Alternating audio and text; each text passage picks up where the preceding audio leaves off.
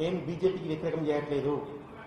అరవింద్ ధర్మపురి ఎంపీకి totally unfit. ఎవరికి అందుబాటులో ఉండడు, కార్యకర్తని పట్టించుకోడు, నాయకుడిని పట్టించుకోడు, ప్రజలతో బాగుండడు.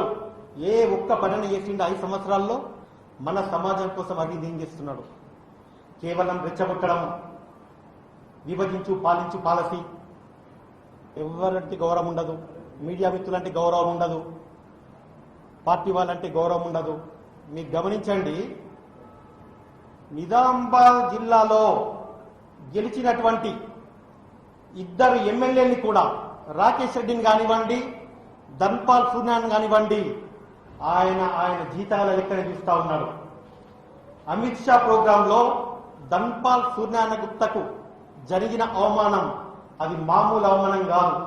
ఆయనకు ఓటేసి గెలిపించిన ప్రతి కార్యకర్తకు జరిగిన అవమానం అది. నిజామాబాద్ పార్లమెంటు నియోజకవర్గంలోని 7 ఎమ్మెల్యేని గెలిపిస్తా అని చెప్పిండు.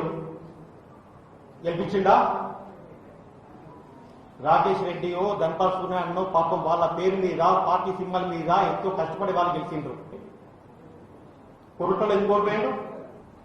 పార్టీ బాగుంది, బస్సు చాలా బాగుంది నిజామాబాద్ పార్లమెంట్ నియోజకవర్గంలో.